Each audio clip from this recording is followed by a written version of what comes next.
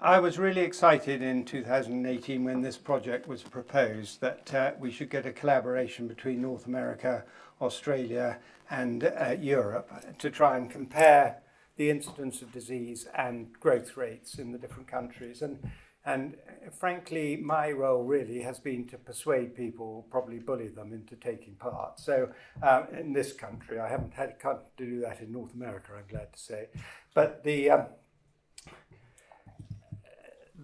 purpose of my talk is to just run you through DoD growth rates and preparation for sale. And starting here, we are at Tattersalls Book 1, leading round a yearling that is in excellent body condition, not tight but fit enough to be wind tested.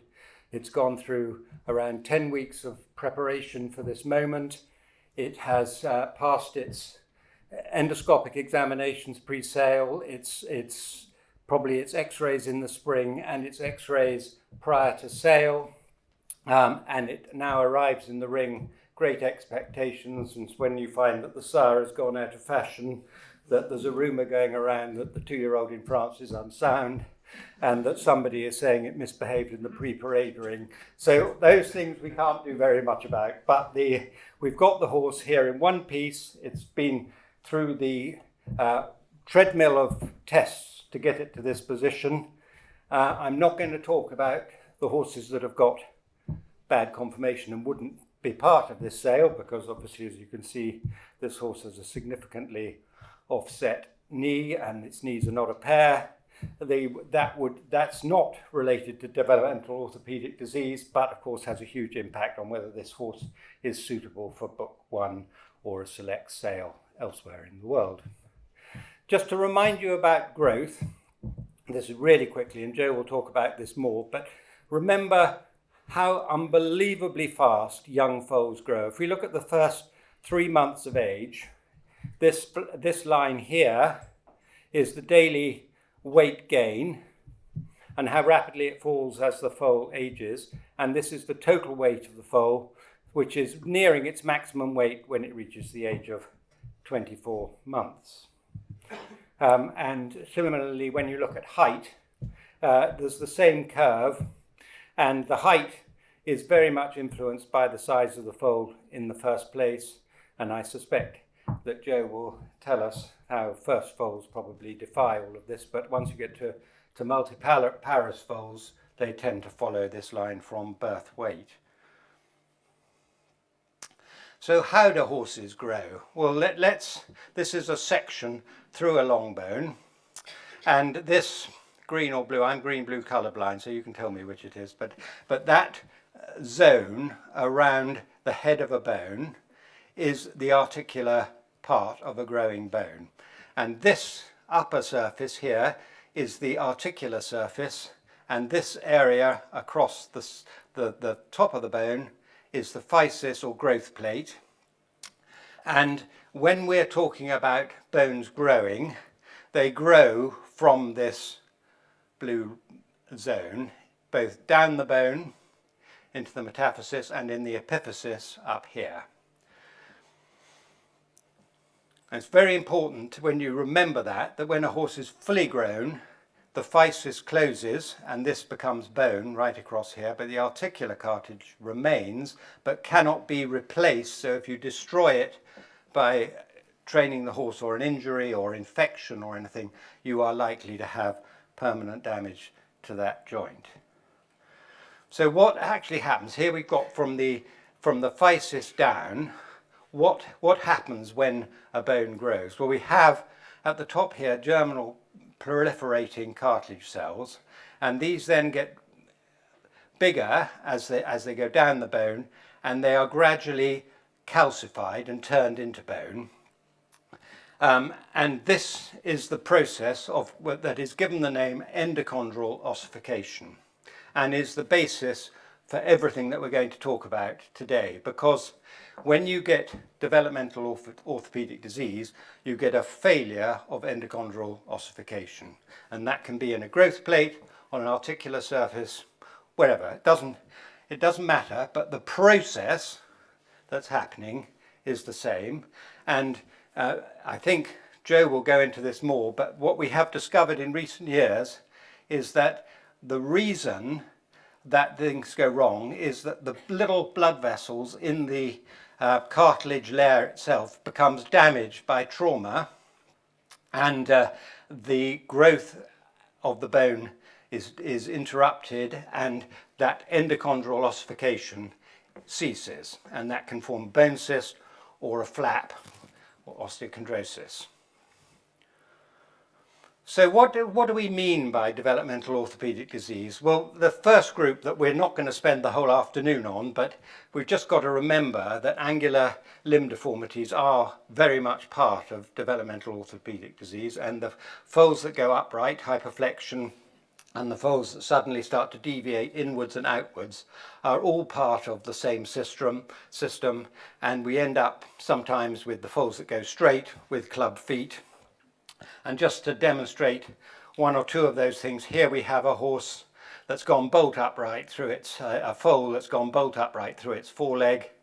That can happen incredibly rapidly, as you all here, all familiar faces here, will have seen these foals. Will have had to have dealt with this acute situation so many times, and it's usually reversible if you get them early enough, but if you don't spot them, then you can have a permanently damaged individual.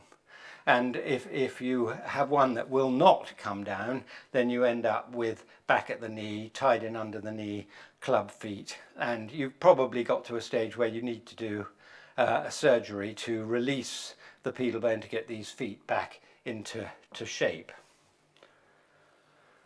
And similarly, when you've had an animal that's had fasciitis or inflammation in the growth plate, you can end up with a knee like this that bows laterally, that frankly is an extremely difficult conformation to correct without surgical interference. And here, just another group of conditions that we have to consider. When you have a small weak foal or a premature foal, we frequently see collapse of the small bones in the hock and in the knee, in the carpus and the tarsus here. And here you can see a row of bone that's the lower row of tarsal bones that have just collapsed.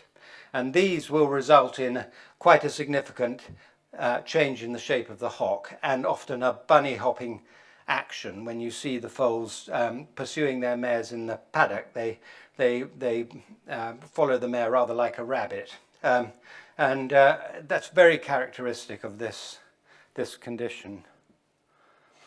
And just quickly to talk how about angular limb deformities and what we do about it.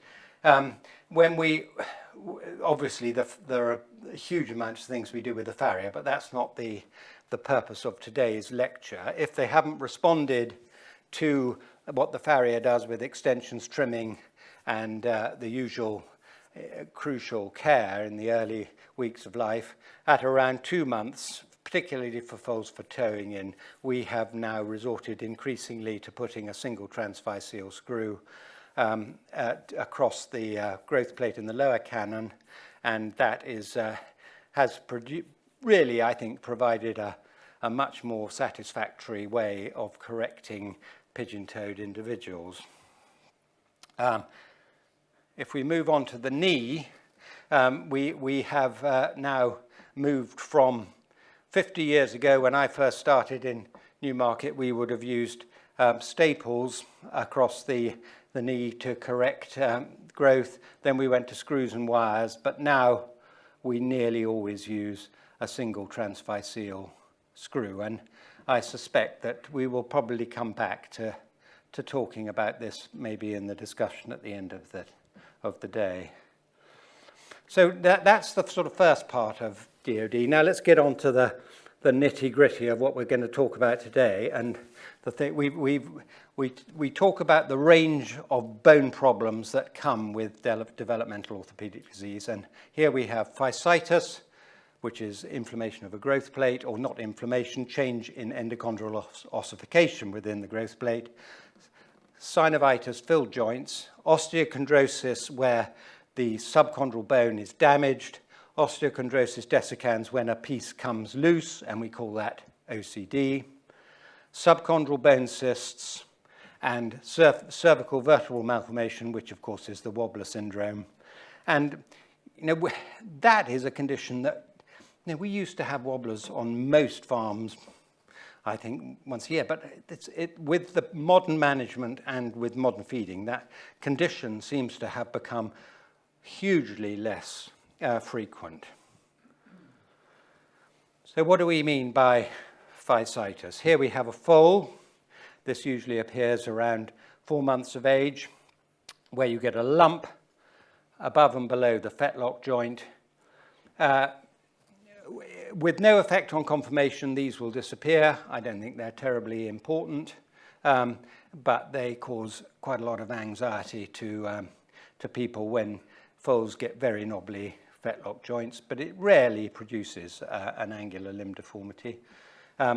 And similarly in a knee fasciitis, here you can see exactly what I mean by the failure of endochondral ossification. This is the growth plate in the lower radius in the forearm, and you can see here that the process of turning cartilage into bone has failed, and this outside of the bone has enlarged. Now that is quite reversible, and of course the horse will grow out of it, but you do need to think about how you're going to manage it. If you get to this stage where the growth plate has virtually been destroyed and the animal looks like this, and again, I mean, we used to see these quite frequently in the 70s, but I'd have a fit if I saw one of these now. So we have got quite a lot to be grateful for. But this sort of serious fasciitis would, of course, usually result in a permanent disfiguring of the animal.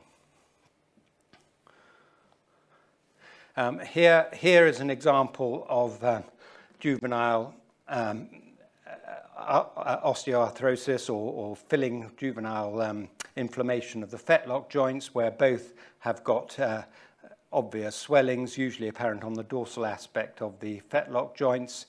This is most frequently associated with osteochondrosis of the sagittal ridge, and causes these, when they're symmetrical like this, when you take x-rays exposing the sagittal ridge on a flexed lateral view, you can see the cartilage defect. Most horses grow out of this. They can be incredibly severe in some cases, and they end up on the post-mortem slab. But here you can see how the cartilage in this fetlock joint that's been opened has been completely destroyed by the process, and you're not going to turn that into an athlete. So let's move on to the osteochondrosis. And here you can see on the lateral trochlear ridge of the femur, this area here of bone that has lost its density. It shows areas of lucency, and you can see here a defect right on the surface of the joint, which may even be a separated piece of subchondral bone. That whole area there is damaged. Now, that has the ability to heal, but it sometimes doesn't heal. And if that whole piece comes loose, then you've got a major problem. And managing them so that we keep that lateral ridge intact can be quite a taxing veterinary problem. And if we actually look at that in a post-mortem specimen, you can see the area on the lateral trochlear ridge of cartilage that's been severely damaged. You can see the loss of that lovely shiny white appearance. And that whole piece has the ability to come away, in which case it would be a severe case of osteochondrosis dissecans. But in this case, it hasn't separated yet, but the joint was highly inflamed. When we took the X-ray, the area of damage on the lateral trochlear ridge was huge. This individual actually died of other reasons, but it was probably just as well that it did, I think. Here we have osteochondrosis in a hock joint, and this is the distal intermediate ridge of the tibia, and you can see the fragment there, and this is a really very common site for osteochondrosis, and I mean, we will be talking about this a lot later on, but most of these are silent. In other words, they don't produce clinical signs. If this piece becomes loose, then you get a bog spavin and increasing clinical problems. Easy to remove surgically, though. And if we move on to the medial femoral condyle of the femur, to what is probably the most aggravating part of Sales radiographs, here we have a situation where a cyst, this is a large cyst on the medial femoral condyle. You can see there's an indentation on the joint surface where this communicates with the joint. These are often silent, in other words, no clinical signs in yearlings, in fact more frequently so. When they go lame, they are, as yearlings, they are quite a problem, but it's usually they go lame when they have a saddle put on their back. And here you have a much smaller lesion, but still qualifies as a cyst, but the prognosis for this would be much, much better than for this. And these are the ones that cause us the biggest headache at the sales, because the ones that go wrong and are lame are a real problem. The ones that stay sound, we think, why on earth was that animal condemned at the sales? But the majority of horses with cysts like that would be now at present be withdrawn from a select sale.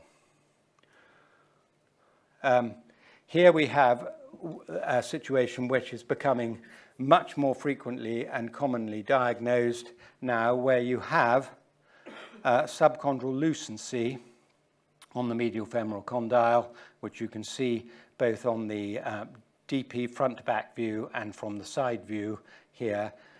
And these, when we do them in a screening x-rays at the beginning of the year, cause us concern because they may develop into a bone cyst that takes up that whole area, but most frequently they don't change and alter, but predicting the ones that are going to progress is extremely difficult.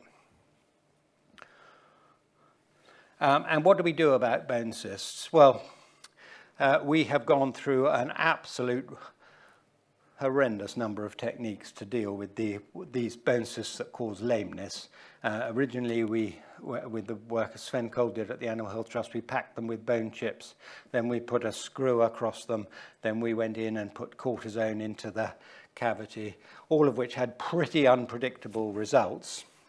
And more recently, we have been going to this technique where you put an absorbable screw around a screw that is drilled from outside the joint, so you don't go into the joint at all, and put the absorbable screw into the cyst, across the cyst there. And there you see one that was done where the cyst has really filled in.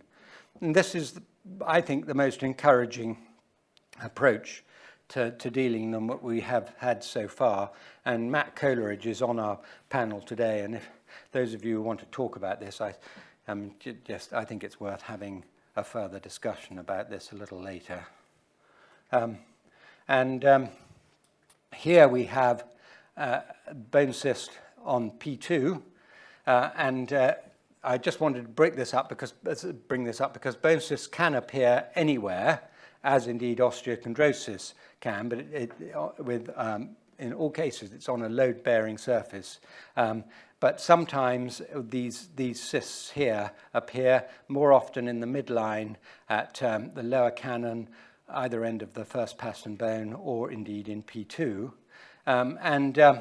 When we first started diagnosing these, as all the x-rays improved, we got quite panicky about them, but I mean, quite honestly, very few of them cause lameness, to be honest. I think we're learning all the time about how to interpret those.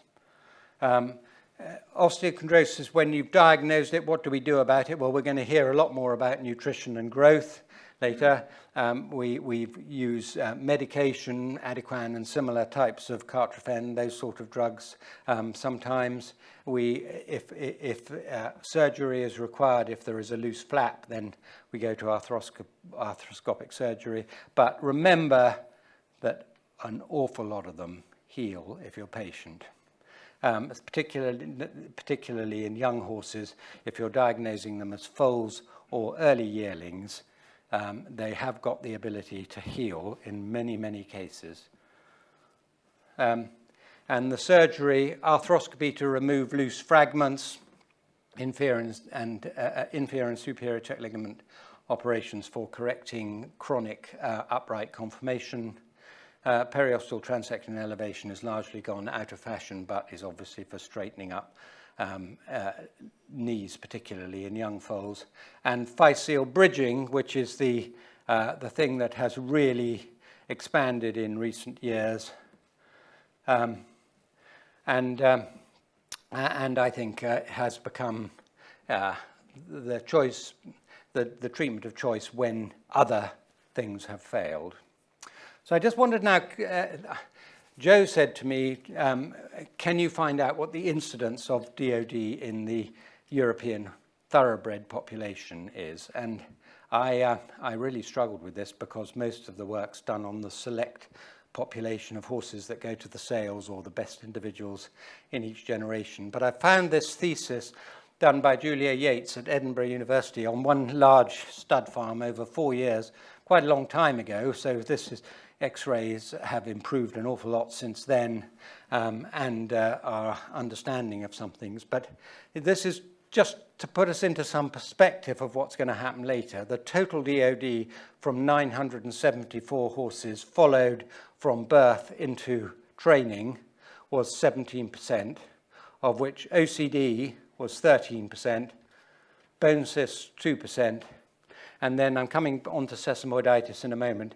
10.2% sesamoiditis, and suspensory ligament injury, which is a very important component of this, just under 3%. Pre-sales radiographs. These are the ones taken within 3 weeks of the first day of the sale in most sales, but it does vary between auction houses a bit. And of course, this is biased because it's the superior individuals selected for being the best in your group of animals, both on conformation and pedigree. And the required views by the sales company include agreed angles of the knees, fetlocks, stifles, and hocks. And under the usual protocol, that means 36 views. And they are then lodged, hopefully, and much more satisfactorily with the repository at the sales company, with controlled access to only vets to look at, who are then reported to the consigner of the yearling. And that's all, I think, become pretty efficient. Screening radiographs are what we do in the spring, January, February, March of the yearling year, or before the sale as a foal, to decide whether this animal is going to make the grade for a select sale, and indeed to do something about it if there are things that we could improve by the select sale time. And the actions following these X-rays, obviously, firstly, is to see whether the condition is progressing or healing, and that's to have an interval, usually 6 weeks to 3 months, to re-X-ray them and see whether they are healing or getting worse. The alternative is to redirect the horse to a lesser sale where there's going to be less emphasis placed on pre-sale radiographs. We can alter the management and nutrition of the individual, which we'll come back to. We can use medication, and we can use surgery, as we've touched on, in order to improve the later pre-sales X-rays. So the animal gets to the sales, and what are we going to look? Well, this horse is going to have a clinical evaluation, usually by a veterinary surgeon, before it enters the ring and there are bidders on it. And at that clinical evaluation, there will be some things that are pretty obvious, and that is the angular deformities, whether they be flexural or inward or outward valgus or varus defects. And we will see enlargement of growth plates. That's going to be the front fetlocks, usually in foals, and the distal radius in yearlings. Those conditions are likely to resolve if they're not too severe. But we also, at that clinical examination, will come across conditions that usually revolve around joint distension. And the fetlock, particularly, a filled fetlock may be an indication of sagittal ridge osteochondrosis or indeed osteochondrosis dissecans, and proximal P1 and plantar process fragments, which may be traumatic or may be osteochondrosis, but this wouldn't include a lot of the small chips in fetlock joints that are traumatic and not part of what we're talking about today. In the hock, where we talked about the osteochondrosis of the distal intermediate ridge of the tibia, that manifests itself by a bog spavin, which may or may not produce lameness, most frequently doesn't produce lameness. And in the stifle, osteochondrosis OCD of the lateral trochlear ridge usually produces an obvious change in conformation of the stifle and a filling of the joint. Subchondral bone cysts at the yearling stage, before they have weight on their back, can be pretty difficult to spot, but they frequently have reduced protraction or limb stride length at the walk and at the turn. And also, obviously, at that sales, we're looking for lameness, and as I was saying, that bone cyst may often manifest itself by a reduced hind limb stride length. And then we flex the joints, and we're going to come on to sesamoiditis in a moment, but most frequently when we're flexing the joints, we are looking for pain at the apex of the sesamoid bones on either side of the fetlock, as an indication that there is inflammation at that site. So just to have a quick session on what we see on pre-sale radiographs, but with no clinical signs of lameness. What do these pre-sale x-rays show us that we have to then make a decision when we discuss them with the potential buyer, and how do we advise them on what is significant and what is not significant? And with the sesamoiditis, the changes in the sesamoid bone itself, irregular shape and variable bone density are the two things that are usually reported on. There has been a tendency to condemn horses with relatively minor changes in the vascular channels in their sesamoids, and I think we're growing out of that now, both here and in the States. It's beginning to understand the importance of an ultrasound examination to go with any sesamoid changes that we think might be significant. Osteochondrosis with no fragmentation or separation, in other words, OC, not OCD, can be found in the fetlock, the hock, and the stifle. We have to make a decision as vets looking at them and advising us whether those changes are likely to be significant or not. And the subchondral bone cysts and articular dimples, increasingly one feels that the articular dimples and the shallow cysts in yearling in the sales time x-rays are relatively unimportant, and probably the presence of a larger bone cysts reduces the chances of them racing by about 10%. So they're not all impossible to train. That's what is really difficult. But when they go wrong, they are really difficult. So with the subchondral bone cysts, you can see them on any weight-bearing surface, but most frequently the medial femoral condyle of the stifle and the articular surface of the lower cannon bones and pastern bones. But it can occur, as I say, on any weight-bearing surface. And so if we just think about sesamoiditis, and I do think this has become quite a problem since digital X-rays have improved the images. And here you can see a sesamoid that has two vascular channels here. And Wayne McElraith, when he talked to the international breeders here in Newmarket a little while ago, classified these changes in vascular channels to grade 1, 2, and 3. And if they were less than 2 millimeters in diameter, he considered them to be grade 1 and insignificant.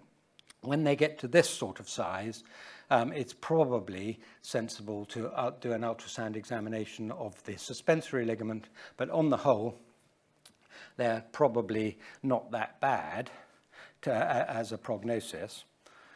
But when you get to this stage here, when you see these vascular channels breaking onto the abaxial surface of the sesamoid bone itself, which should look even grey colour as it is here or here, and a broken border to the back of the sesamoid bone, that's when you start to worry. They can have big indentations on the caudal part of the sesamoid that look awful but have no clinical significance whatsoever.